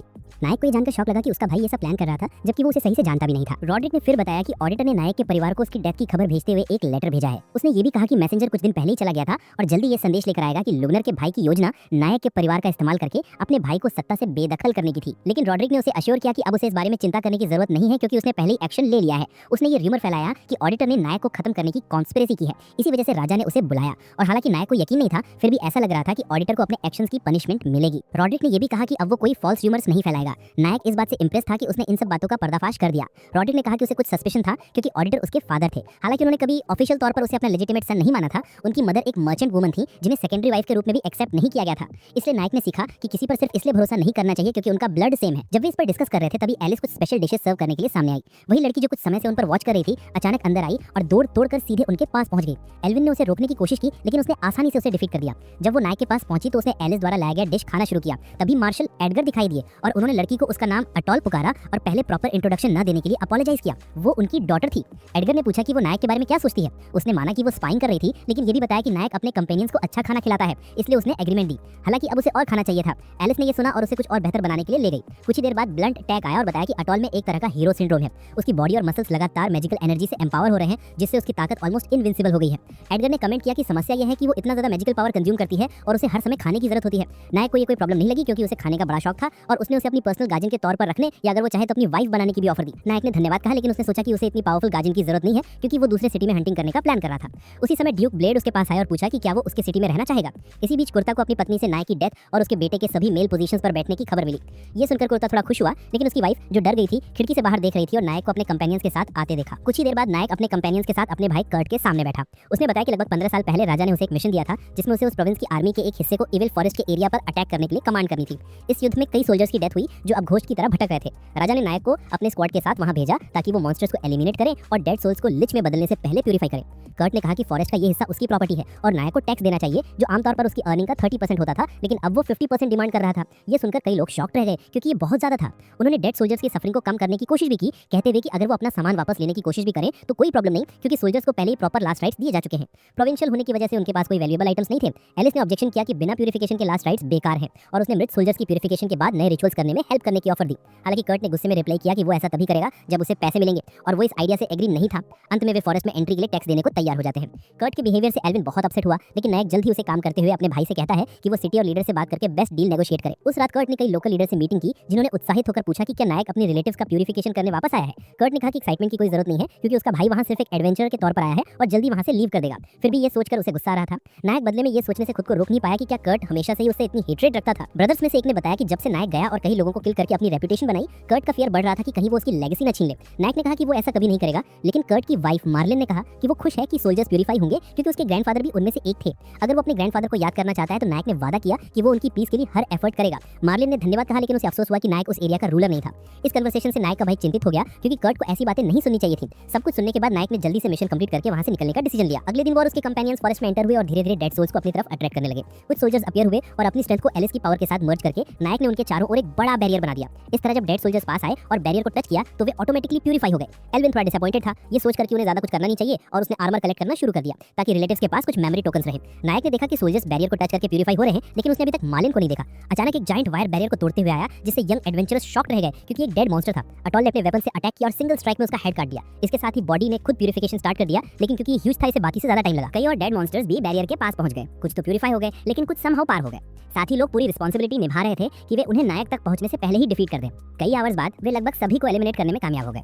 तभी नायक ने अनाउंस किया कि अब सिर्फ एक ही बचा है। उससे रियलाइजेशन हुआ कि ये मार्लिन के ग्रैंडफादर थे, क्योंकि उनका आर्मर बाकियों से अलग था। तभी वे उसके पास पहुंचे और ये देखकर सब शॉक रह गए कि वो अभी भी भूल सकता है। बूढ़े व्यक्ति ने अपनी ग्रैंड डॉटर के बारे में पूछा और नायक ने आंसर दिया कि वो खुशहाल लाइफ जी रही है और उसकी शादी हो चुकी है। ये सुनकर सोल्जर बहुत खुश हुआ। उसने अपना वेपन नीचे गिरा दिया और वीक वॉइस में उनसे कहा कि वो उसे प्यूरीफाई कर दें। तभी एलिस ने अपने प्यूरिफिकेशन मैजिक का इस्तेमाल किया, जिससे बूढ़े व्यक्ति की आत्मा को कम से कम कुछ समय के लिए पीस मिली। उसके बाद वे शहर लौट आए और सोल्जर का सामान सौंप दिया। परिवार के सदस्य वहां इकट्ठा हुए ताकि वो उन वॉरियर्स के अंतिम निशान पा सकें और उन्होंने नायक का दिल से धन्यवाद किया। फाइनली उन्हें पता चला कि उन सोल्जर्स को शांति मिल गई है। तभी कर्ट अपीयर हुए और बोले कि फेयरवेल सेरेमनी के बाद सारे आर्मर लोहार को वापस कर दिए जाएंगे। उनके प्रोविंस में आयरन रेयर था और इसे वेस्ट नहीं किया जा सकता। नायक ने इंटरनली थोड़ा चिढ़कर कहा कि वो समझ नहीं पाता कि ये पीसेस उन फैमिलीज के लिए कितने इमोशनली वैल्यूएबल हैं। हालांकि कर्ट इंसिस्ट किया कि उन्हें कलेक्ट किया जाना चाहिए, लेकिन नायक खुद को रोक नहीं पाया और बीच में बोल पड़ा कि वे उनसे वो चीज़ नहीं छीन सकते जो उनके लव्ड वंस की सबसे प्रेशियस मेमोरीज हैं।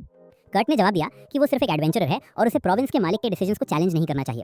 फिर नायक ने पूछा कि क्या कर्ट के पास पर्याप्त आयरन है, क्या वो फिर भी आर्मर कलेक्ट करेगा, और कर्ट ने स्वीकार किया कि वो नहीं करेगा। ये कहते हुए नायक ने अपने बैग से एक बड़ा आयरन पीस निकाला, होपिंग कि आर्मर की कॉम्पनसेशन के लिए इनफ होगा और लोगों को उनके लव्ड वंस की यादें सुरक्षित रखने में मदद करेगा। इसके बाद ऑल्बर्ट वहां से चला गया। इस तरह से साफ तौर पर चिढ़कर उसे उम्मीद थी कि नायक जल्दी ही वहां से निकल जाएगा, जबकि रेसिडेंट्स उनके द्वारा किए गए हर काम के लिए धन्यवाद देते रहे। बाद में ड्यूक एचपोरे आया और उसने बताया कि वो अपने साथ लाए गए 2000 सोल्जर्स के आर्मर का मूल्यांकन करेगा, जिसमें कुछ टाइम लगेगा। उसने सजेस्ट किया कि जब तक इवैल्यूएशन कंप्लीट नहीं होती, नायक अपने फैमिली प्रोविंस में रह जाए। हालांकि नायक कहीं और वेट करना पसंद करता था, बट ब्लंट टैक ने उनकी एडवाइस मान ली। नायक अपने भाई के घर गए, जबकि ड्यूक ने एक जनरल से बात की और अश्योर किया कि सब कुछ प्लान के अनुसार चल रहा है। उसी समय नायक का फॉर्मर सिटी मेयर ने उन्हें वेलकम किया, जिससे नायक प्लेजेंटली सरप्राइज्ड हुए। उन्हें जल्दी ही समझ आया कि वे उस फाइनल रिचुअल में आमंत्रित हैं जो उस आफ्टरनून प्यूरिफाइड सोल्जर्स के सम्मान में आयोजित हो रहा था। एलिस ने फेयरवेल प्रेयर लीड की, जबकि सेरेमनी में मौजूद लोग फुसफुसा रहे थे कि कर्ट खुद गुड बाय कहने नहीं आया। बाद में सोल्जर्स के सम्मान में एक फीस्ट भी रखा गया। फीस्ट के दौरान नायक ने देखा कि कर्ट की वाइफ एमिली अपने 2 बच्चों के साथ कुछ सोल्जर्स को गुड बाय कह रही थी। ये देखकर कर्ट फ्यूरियस हो गया। उसने जो शराब पी रहे थे उसे ग्राउंड पर गिरा दिया और चिल्लाया कि उसे स्टार्ट से पता था कि उसका ब्रदर उनके फादर की सारी चीजें चुरा कर पूरा कंट्रोल लेने वाला है। नायक ने उसे समझाने की कोशिश की कि वो केवल उन चीजों को रखता है जो बहुत ज्यादा वैल्यूएबल नहीं है, ताकि वो और उसका फैमिली एक पीसफुल लाइफ जी सकें।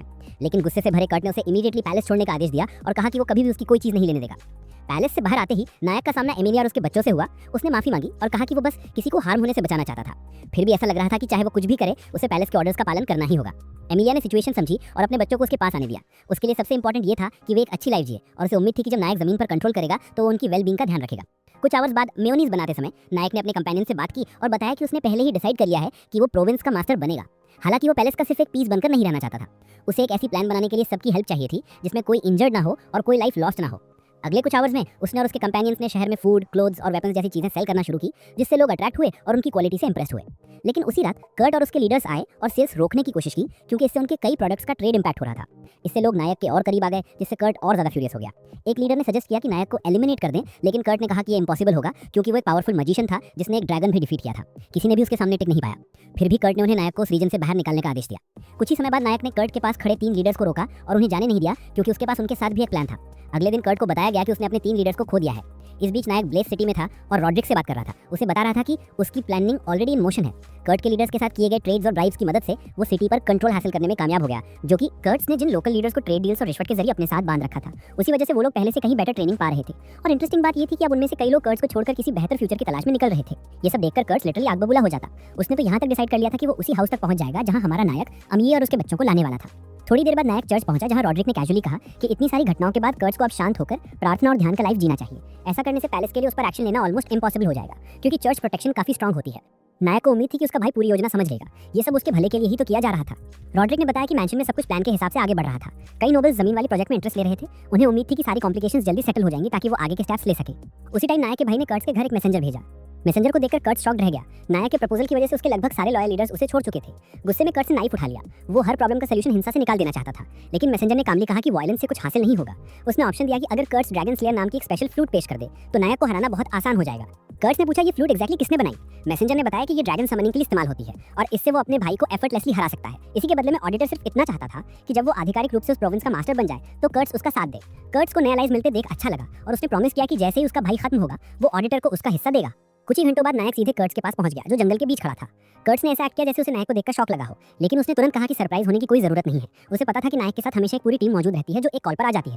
कर्ट्स हंसते हुए बोला कि वो हमेशा अपने छोटे भाई के राइजिंग फेम से परेशान रहा है, लेकिन फिर भी वो उसकी इनहेरिटेंस कभी नहीं ले सकता था क्योंकि वो इनहेरिटेंस असल में उसके बड़े भाई की थी। यही कर्ट्स ने अपनी पॉकेट से वो फ्लूट निकाली। ब्लैंक उसे देखते ही डर के मारे रुक गया। वो उसे रिकॉग्नाइज कर चुका था। उसने बताया कि ये एक एंशिएंट रेलिक है जो एक साथ हजारों ड्रैगन्स को समन कर सकती है। नायक ने वार्न किया कि फ्लूट का इस्तेमाल करने से न सिर्फ उसकी बल्कि उसके अपने फैमिली मेंबर्स और शहर के कई लोगों की मौत हो जाएगी। कर्ट्स ने ठंडे स्वर में कहा कि उसे कोई फर्क नहीं पड़ता। शहर ने उसके भाई का साथ देकर उससे विश्वासघात किया है। अगर उसका फैमिली चला भी गया तो वो बाद में नया बना लेगा। ये सुनकर ब्लैंक गुस्से में उसे कोसा, जिससे कर्ट्स और फ्यूरियस हो गया और हमला करने को तैयार हो गया।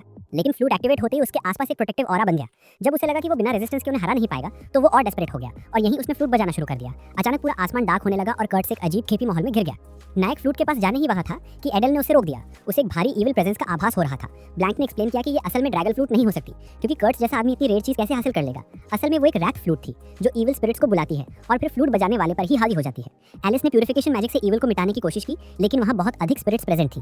कुछ सेकंड्स बाद नायक ने एक बड़ी प्रतिक्रिया दी। वो अपने भाई को बचाना चाहता था, लेकिन अब उसे उन स्पिरिट पॉजेस्ड क्रीचर्स को रोकना था जो हार्म पहुंचाने के लिए तैयार थी।